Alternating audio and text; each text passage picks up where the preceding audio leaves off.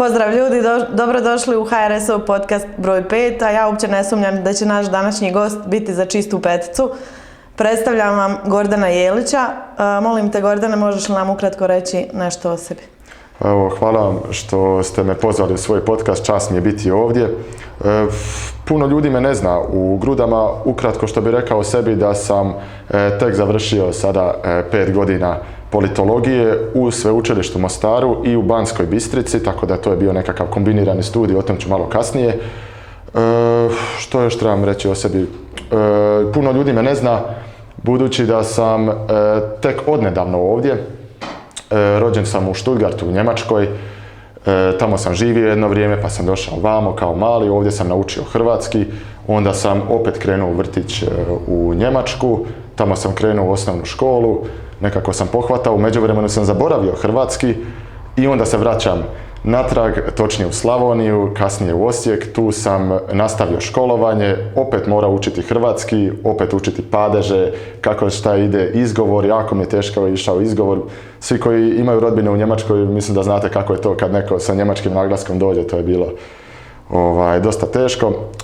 U Osijeku sam se počeo zanimati za politiku, najprije u Hrvatskoj, kasnije u BiH, pa europska, svjetska, svašta sam tu pratio. I kasnije sam se onda dvoumio gdje bi išao studirati. Znao sam da će biti politologija. Prvo sam htio u Zagrebu studirati na političkim znanostima. I onda kada sam se prijavljivao, otac me tu nagovarao, pa dobro, pa šta ćeš u Zagrebu, to je dosta tmuran grad, bolje ti je studiraj u Mostaru. I još sam, imam rodbine u Mostaru i u Hercegovini, odavde sam, tako da nije me trebalo puno nagovarati, imam ovdje i poznanike i prijatelje još od prije. Ovdje sad studiram zadnjih 5 godina, 5 godina sam dosta toga prošao. Išli smo zajedno sa fakultetom, obilazili čitavu BiH, obilazili dosta Hrvatske i zapravo tu sam skužio, primijetio kako malo prolazi europska priča o nekakvoj zajedničkoj Bosni i Hercegovini, gdje ćemo svi nadići u budućnosti nekad svoje razlike, pa gdje će netko ko je mladi Srbin i mladi Hrvat i mladi Bošnjak, da će oni sada zaboraviti sve što je prije bilo, odustati od onoga što njihovi preci drže, tako da niko neće odustati od svog identiteta, niko neće odustati od svoje povijesti, niko se praktički puno ne slaže kada dođu bitne stvari na red. Tako da kasnije, tokom svog studija, odlazim u Slovačku, tamo sam imao ponuđen program duple diplome, gdje onda tamo odem na engleskom, pratim predavanja, tamo završim, obranim diplomski rad na engleskom i onda dobijem diplomu iz Republike Slovačke i iz BiH. Tako da to je nekim kratkim crtama nešto o meni. Si ti na kraju odlučio koji jezik pričaš? Njemački, hrvatski ili engleski? Ne znam, još se proumim. Poprilično si mlad dečko, pa evo, zanima me zašto baš HRS, pošto si novo lice na političkoj sceni. HRS mi se na početku svidio, nisam iskreno htio prvo pristupiti u HRS-u. Prvo mi se svidjele izjave svih iz HRS-a koji imaju nešto za reći. Tu se vidi da HRS nije obična stranka, da neko ko daje izjavu, on kaže konkretno gdje je problem, konkretno ponudi rješenje i nešto radi po tom pitanju. To mi se svidjelo, a gdje sam se priključio, to je bilo prije negdje 2 godine, kada sam čuo da se u BiH dosta krade na izborima. Sad, budući da dolazim iz Hrvatske, u Hrvatskoj, kakva god da je ona je država, izbori se ne kradu. Možda u nekim manjim mjestima, ali da će neko pokrasti izbore kao što se ovdje kradu, to je za mene bilo nezamislivo. Sada, kada sam to saznao, priključio sam se, prvo sam htio biti promatrač u HRS-u Grude, tu sam se javio ogranku, tu sam zadržao neke kontakte i nakon ovoga izbora i s vremenom smo se zbližili, počeli surađivati, s vremenom sam se učlanio i evo sad sam član odbora u Grudama, potpredsjednik ogranka i trudim se koliko mogu. Super, evo pošto često spominješ Hrvatsku, zanima me što misliš o politici koja se vodi u Republici Hrvatskoj, a što o politici u BiH? Pa, puno ljudi uspoređuje Hrvatsku i BiH. S tim da imaju mišljenje o Hrvatskoj, ali jako puno ljudi ima mišljenje o BiH da ne zna nekakve osnovne stvari o Bosni i Hercegovini. Ja što bi rekao, pa trenutno kako mi se čini i u Hrvatskoj i u BiH vladaju sestrinske stranke koje kao da se natječu koja će biti gora. Evo recimo u Hrvatskoj ta Plenkovićeva vlada pa ona visi o koncu samo što ne padne. Ovdje je to katastrofa. Ovdje ja, točno kako je i Slaven Draguš govorio, ova današnja Bosna i Hercegovina je podijeljena na 3 Sjeverne Koreje. Hrvati imaju jednu Sjevernu Koreju, znamo o kome pričamo. Tako da u Hrvatskoj, za Hrvatsku se često spominje nekakva hobotnica, kao da postoji nekakva hobotnica, nekakvi ljudi u pozadini koji nešto kontroliraju, imaju krakove i s time bi se mogli ljudi složiti. Sigurno da postoje neko kog sve kontrolira i pravosuđe i medije, da to ide iz jednog centra, ali smiješno mi je kad čujem priče o hobotnicama u Bosni i Hercegovini. Mislim, ovi što su trenutno na vlasti, oni nisu u stanju napraviti nikakve hobotnice. Točno se zna tko je čiji, tko što radi, čak se ne trude ni sakriti ovo što rade. Tako da ja ne bi ovdje za Bosnu i Hercegovinu nazivao nikoga nikakvim hobotnicama, prije bi ih nazivao lignjama. Ljudima bez kičme, bez kičmenjacima koji se nisu u stanju pobuniti protiv vladajućih. Tako, ja se u potpunosti slažem s tobom. Vratit ćemo se na tebe, pričao si nam o svom fakultetu i o svemu. Zanima me put tvoj kad si se vratio živjeti u Grude. Znači, s čim si se susreo, je li radiš igdje ili slične stvari? Kada sam došao vamo, bio sam preokupiran najviše fakultetom. Tu sam više živio u Mostaru nego u Grudama. I svih tih godina i godina koliko sam studirao, cijelo vrijeme sam bio u Mostaru. Ovdje sam dolazio nekad preko vikenda, bio sa prijateljima i sve ostalo, pa sam se opet vratio u Mostar i u Mostaru sam napravio taj nekakav svoju mrežu ljudi koje znam. Tako da znam ljudi posuda iz Hercegovine i šire, a da nisu primarno iz Gruda. Više je to prema čitavoj BiH, više znam ljudi iz čitave BiH nego samo iz Gruda. Dobro, a znači nakon završetka fakulteta vraćaš se u Grude? Da, tako je. Što se tu događa? Jesi li zaposlen nigdje?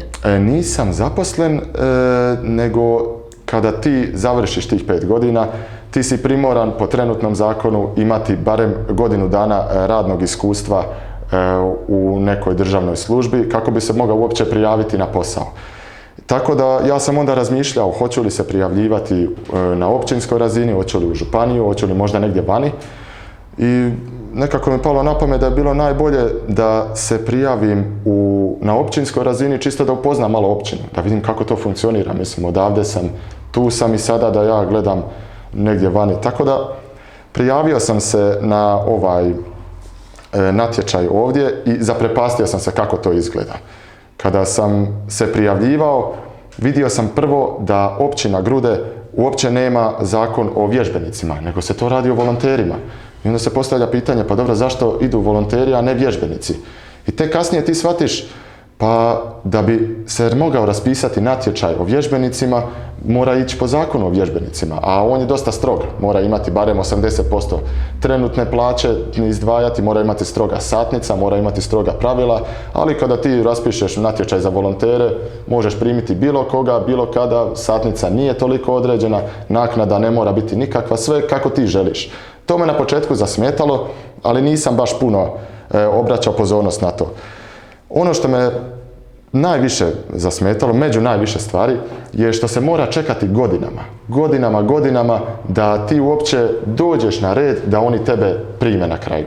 Znači ti prijaviš se na natječaj, ti moraš, već od prve godine ti računaš na to da nećeš upasti prve godine, nego drugu, treću, četvrtu, tako da sam čuo priče od ljudi kako oni se prijave i već znaju da moraju nekoliko godina čekati i onda dođu do kasnih 20-ih, 30-ih da bi uopće mogli steći iskustvo pa da bi se mogli nekad tamo zaposliti sa 30 i nešto godina.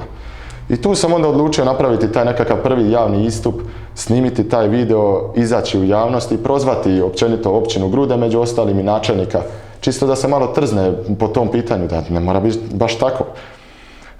Kasnije sam vidio da sve što rade krivo. Kada sam objavio taj prvi video, on je bio veliki boom u Grudama, uglavnom su se ljudi pitali ko je sad ovaj, di se ovaj sad stvorio.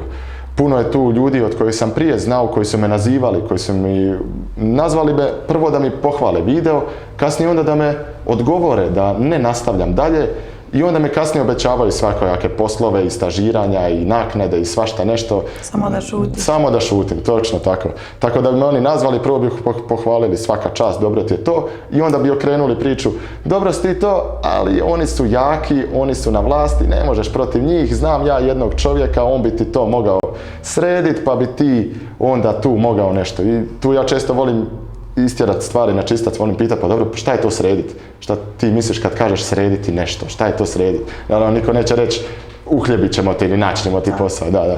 Ali to je obično veliki problem općenito kod nas, ušutkivanje ljudi, potkupljivanje i tako to. Točno to. Nakon toga sam ja znao da sam pogodio u žicu. S tim prvim video sam znao da sam pogodio u živac i da je neko nekoga nazvao da mene zove pa da mene kasnije odgovore.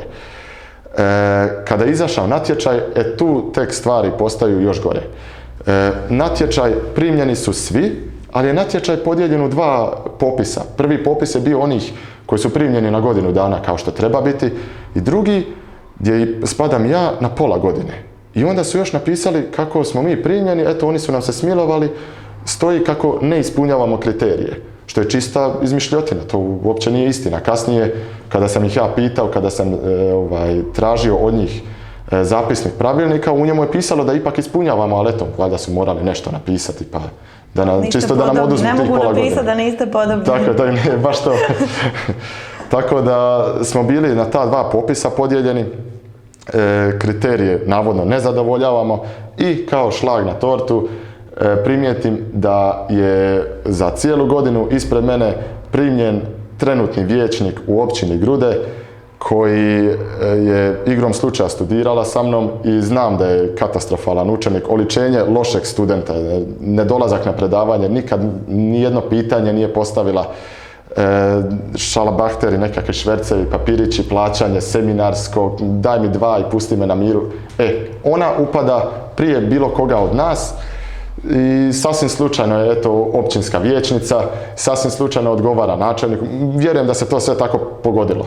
Nije to slučajno. Ja vjerujem da je, naravno, sasvim slučajno. Pošteno je dobila sve to. Tako da, kasnije sam se htio žaliti, ali se nisam mogao žaliti zato što na dnu dokumenta piše da nemam pravo na žalbu. Ne znam, nisam pravnik, ne znam koja je pravna formulacija toga, ali ne mogu vjerovati da neko može samo tako napisati, ne možeš se žaliti kako je tako je napisano i to je to. Tako da sam onda po zakonu o dostupnosti informacija od općine tražio da mi se dostavi pravilnik na osnovu kojeg su oni nas bodovali. Dobio sam dokument, ali potpuno drugi dokument. Dobio sam zapisnik povjerenstva kada su se oni sastali, tko se sastavi, što su odlučili. To uopće nije to što sam tražio. Tako da sam nakon toga postao siguran kako oni pravilnika nemaju, nikakvog. I mogu slobodno najaviti da nakon ovoga kreće tužba.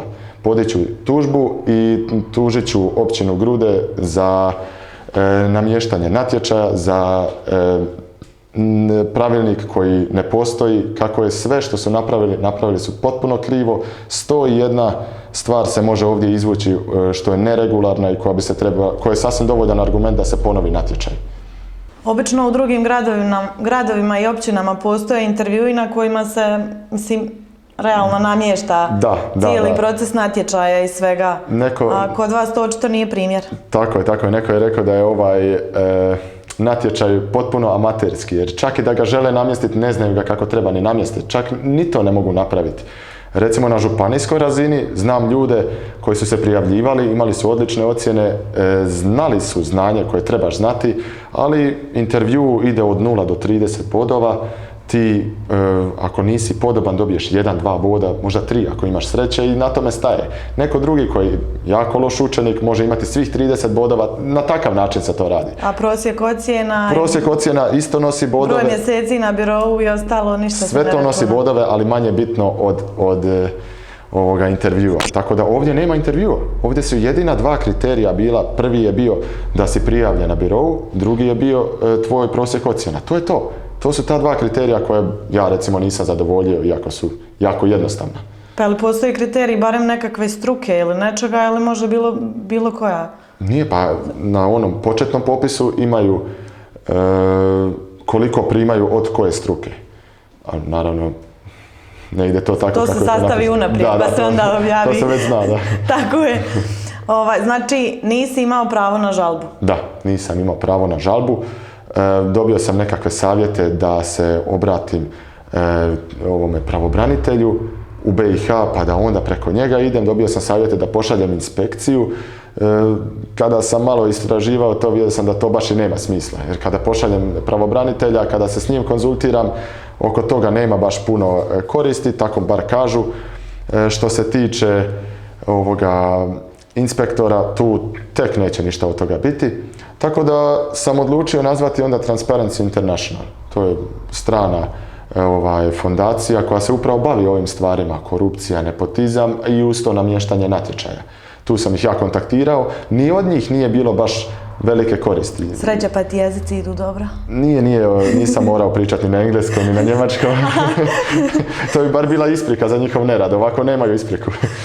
Ovako sam ih nazvao, objasnio, oni kažu napiši sve detaljno u mailu, napišem sve detaljno u mailu i tako to stoji dobrih 20 dana. Opet nazovem, kažem da sam sve napisao u mailu, oni kažu hoćemo, pogledat ćemo to i na tome priča staje. Tako da, što se stranih fondacija tiče, nemam prevelikih nade u to, jedino ostaje tužba jer strance nije puno briga za pravnu državu. A s obzirom da se kod nas u BiH kaže kadija te tuži, kadija te sudi, jel se nadaš ičemu i poslije tužbe? Pa ova tužba će biti kao nekakav test pravosuđa. Puno sam slušao kako je sudstvo isto kao i vlast, kako je to povezano, kako neće svoj na svoga, ali evo, sad ću baš vidjeti. Poslat ću tužbu i sad kad to pošaljem, oni će vidjeti o čemu se radi i treba stvarno napraviti neku jako dobru pravnu akrobaciju da to ostavi u ladici. Jer ovaj slučaj, on je jasan kao dan. Nema tu sad puno izvoljevanja i odbijanja tužbe. Sve je tu jasno. Tako je, vrti se u javnosti, ne smije. Da, ne možeš ti to samo tako zataškati. Ja bi tebe sada, malo bi sada izišla izvan granica BiH, ako mi dopustiš. Znači, Slaven Raguž je najavio veliki dolazak EU parlamentaraca. Da. Znači, to je povijesni događaj, jer, mislim, ako ćemo biti realni, svi znamo da se oni baš previše i ne bave politikom, ni Hrvatima, ni ničim u BiH, ali eto. Da. Zanima me što ti misliš o tome? Pa ja mislim da se Europa ne bavi previše Hrvatima u BiH zato što se Hrvati u BiH ne bave previše samim sobom. Europska unija i međunarodna zajednica, zapadne zemlje, svi ti zapadni političari, ne smatram ja da oni imaju loše namjere prema nama. Jednostavno, ti ljudi nisu dovoljno upućeni. A nisu upućeni baš zato zbog hrvatskih predstavnika koji nisu u stanju lobirati, tražiti partnere, tražiti saveznike. Tako da ova stvar što se događa, gdje Slaven Raguž odlazi u Brisel, poziva ljude, doće, ja mislim, oko 10-ak ljudi iz raznih zemalja. To je jako velika broj ljudi, mislim, u zadnjih nekoliko godina. Ne znam, sada nisam to najbolje pratio, ali što se tiče dolaska, jako velika stvar. Tu mi pada na pamet, kada sam imao susret sa Lars Gunnarom Vigemarkom prije nekoliko godina dok sam još studirao, imao je predavanje u Rami i on je bio posebni izaslanik Europske unije u Bosni i Hercegovini i na tom predavanju, naravno, on je pričao kako je super kad bi BiH ušla u Europsku uniju, kako je Europska unija super stvar, kako je otvoreno tržište, sve je to divno, bajno, krasno. Nije puno slušao nikakva pitanja, sve isto odgovarao, pa smo ga onda sačekali ispred te zgrade da ga privatno pitamo, mislite li vi da će BiH ikada ući u Europsku uniju? Onako iskreno smo ga pitali u 4 oka, bez kamera, bez ičeg, bilo je nas nekoliko tu. Mogu pogađati? Ne, nije dao odgovor na to pitanje. Pitali smo ga, naravno, misli stvarno da Europska unija će ikak spustiti kriterije toliko nisko da jedna ovakva BiH uđe. I on je nas sažaljivo pogledao i rekao, vi ste mladi ljudi, morate imati na umu da u Europi, općenito zapadu, nikoga nije previše briga kako prosječan čovjek u BiH živi. I to možda nekom ima smisla, ali nama to nije imalo smisla. Mi smo 5 godina studirali, u svih tih 5 godina mi smo posvuda gledali EU infocentre, pa su nas zvali na neke seminare, pa na akademije, pa su nam davali knjige kako to demokracija treba izgledati. Sve nas kao nešto uče, sve je financirano zapadnim novcima, najviše Njemci to financiraju. I onda nama on kaže da se Europa ne želi puno baviti nama. Nekako mi to ne drži vodu i onda kad smo mu objasnili to, pa kako je moguće da imate toliko EU infocentara i svega ostalog, onda on kaže da to nije zato da oni nas posebno nauče kako dobro živjeti, ni o demokraciji, ni o slobodi, nego je to najviše zato što Europa, zapadne zemlje još uvijek osjećaju grižnju savjest što nisu spriječili krvoproliće 90-ih ovdje. I to je jedini razlog zašto Europa danas želi biti ovdje i želi smirivati tenzije. I naravno, budući da su neupućeni u vezi Hrvata u BiH, oni naivno misle da će nekakvo zbližavanje naroda i građanska država biti put smirivanja tenzija. I zato moraju biti ljudi poput Raguža koji će otići u Brisel objasniti da tako stvari ne funkcioniraju. Ne može se tako smiriti tenzija. To je to. A što se tiče ostatka, Europska unija kao organizacija samo po sebi ne može puno toga donijeti. Evo još jedan primjer, recimo kada sam bio na akademijama Friedrich Eberta i svako ko ide na te akademije, 1, 2, 5, na svaka se svodi na isto.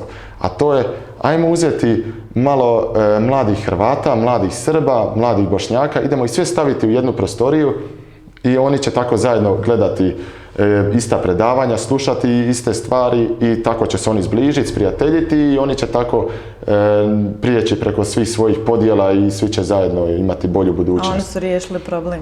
Naravno, to tako ne ide. Niko neće odustati od svog identiteta i svi se mi možemo složiti oko nekih običnih stvari. Svi kao studenti imamo studentske probleme. To je jedna stvar.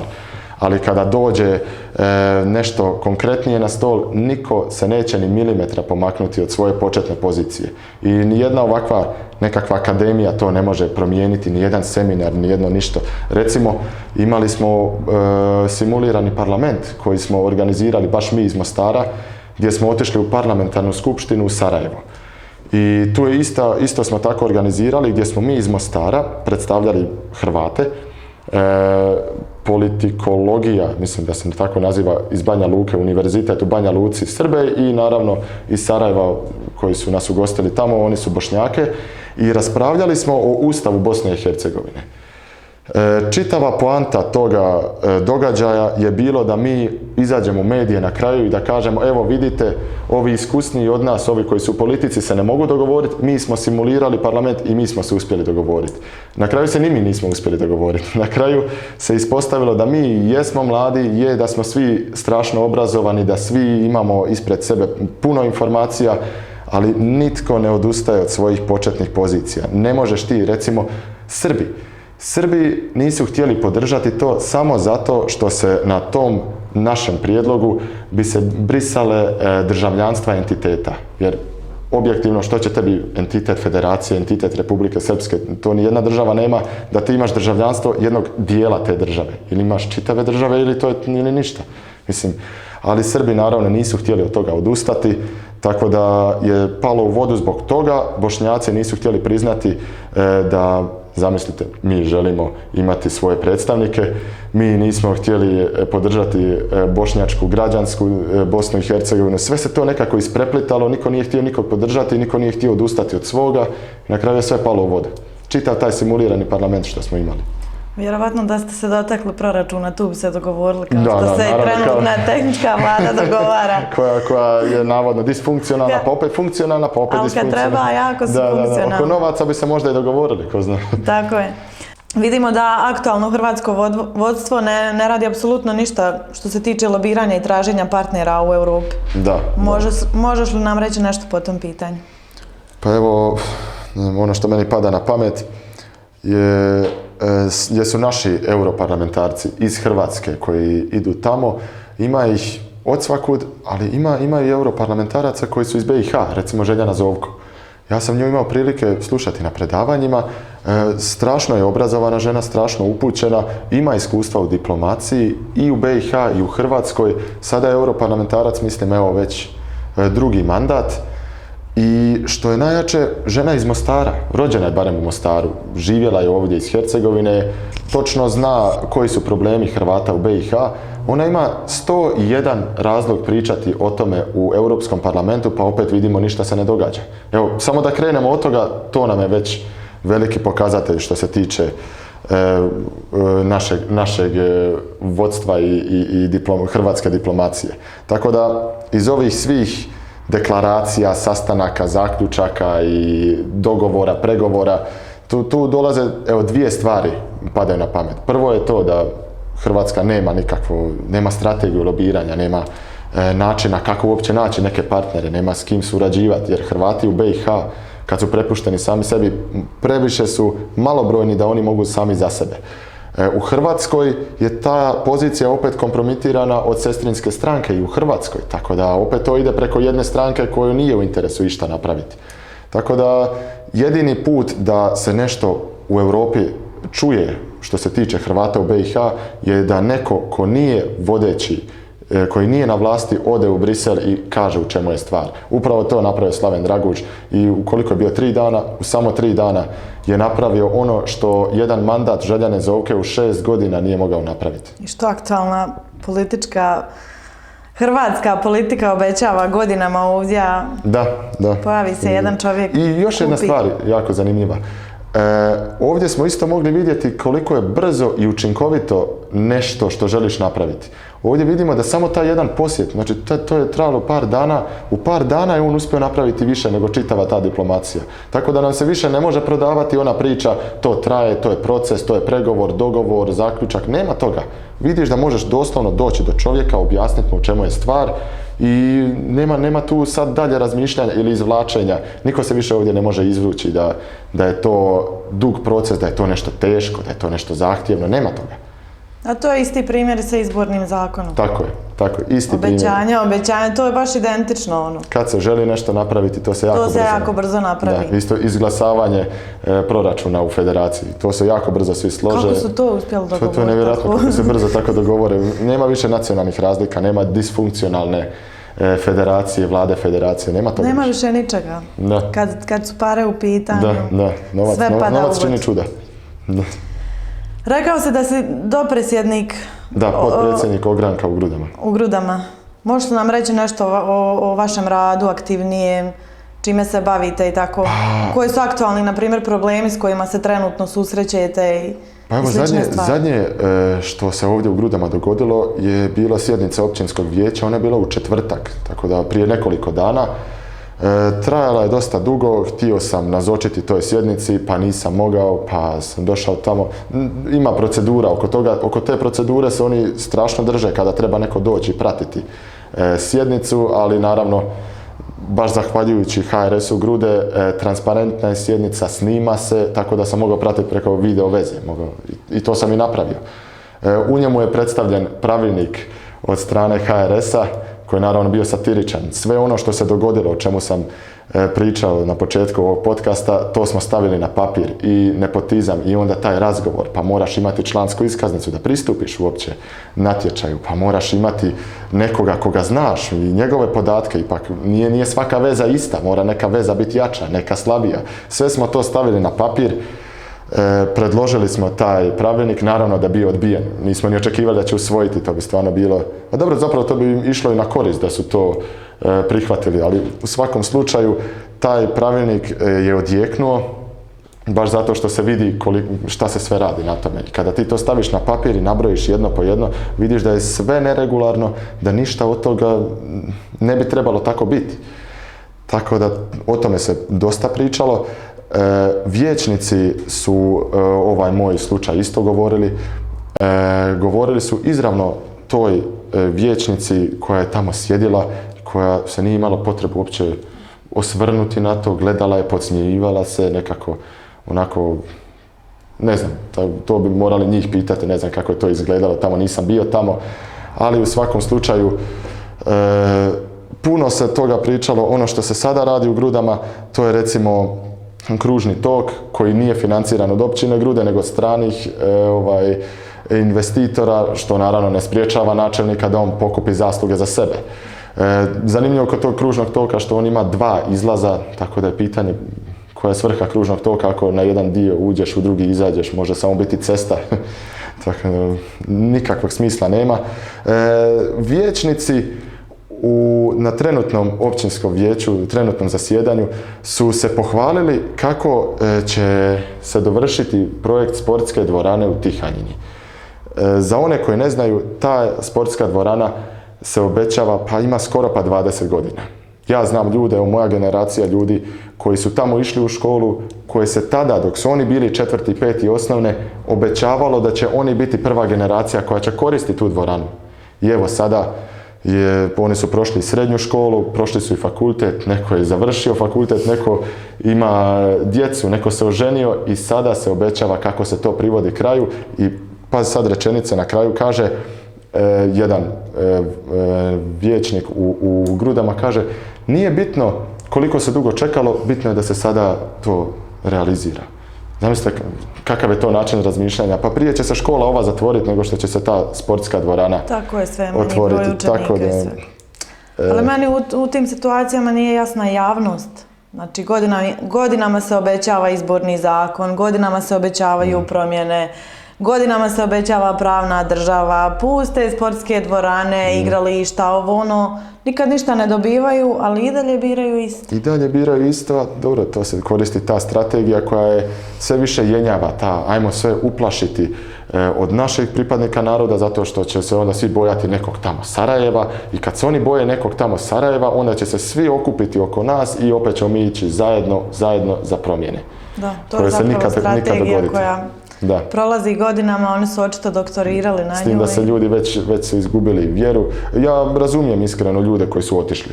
Recimo, neko bi na mom mjestu vidio kako se ovdje radi, nekome bi se to smučilo, neko bi pokupio stvari i jednostavno otišao iz ove države. Jer ovako nešto kako se ovdje radi, ovo je da se čovjek dobro zapita zašto ja uopće živim ovdje kada postoji neko iznad mene tko želi dirigirati moj život, koji želi da ja imam nekakvo strahopoštovanje prema njemu. Tako da jedini ljudi koji ovdje ostanu i gledaju to su lignje o kojima sam pričao prije. Pa i ja se prva pitam zašto nisam otišla, pa onda se zainatim, pa neću, pa onda opet dođe, pa otići ću. Imali smo par pitanja od naših Facebook gledatelja ili kako da ih već nazovem. Evo ovako, prvo pitanje je bilo, mislim da se ovo odnosi na ovaj volonterski. Što ih ne tužiš kad si već toliko siguran da si u pravu? Da, dao sam odgovor kome god da je to pitao. Najavio sam tužbu, tužit ću ih. Očekivanja nemam, ne znam kakva će biti, daću sve od sebe, znam da će ovo biti dugotrajno, vjerojatno da će ovo biti naporno, ali tužba je jedino nešto konkretno što se može u ovoj situaciji napraviti. Dobro. Drugo pitanje je bilo što javno ne kažeš o kome se radi? Znači, vjerovatno koji je vijećnik u pitanju kad si pričao o istom slučaju. Dobro, ovdje se ne radi nužno o tom vijećniku ili o toj vijećnici, zato što ta osoba nije u fokusu ovoga o čemu se radi. Znači, ja podižem tužbu ne zbog te vijećnice što je upala prije mene, a ja nisam, ili da je to nekakav čin ljubomore, nema to veze s tim. Nego je toliko nepravilnosti ovdje nabrojano, da je svaka od tih nepravilnosti čista uvreda za svakog čovjeka. Kada tebi javno napišu da ti ne ispunjavaš kriterije, što je očigledno laž, imam dokaz da je to laž, kada oni donose odluke i boduju te bez ikakvog pravilnika kako nekome padne na pamet, to su razlozi zbog kojih se diže tužba. A ovo tu što je neko upao prije mene, to sam očekivao iskreno i što je najtužnije, očekivao sam to puno prije. A dobro, jednostavno se pomiriš s tim. Da. Ništa, Gordane, hvala ti što si bio moj prvi gost, ovo je moj prvi podcast, ali vjerovatno i tvoj prvi, ali neće nam biti zadnji. Neće, još ćemo se družiti, još ćemo se gledati. Dragi gledatelji, evo prije odjave ja bih još jednom vas pozvala da sad kada budu dolazili europarlamentarci, znači iz Poljske, Španjolske, Njemačke, Italije, Bugarske, 22.4. u Kosači od 10 sati svi ste dobrodošli. Hvala vam i lijep pozdrav. Hvala.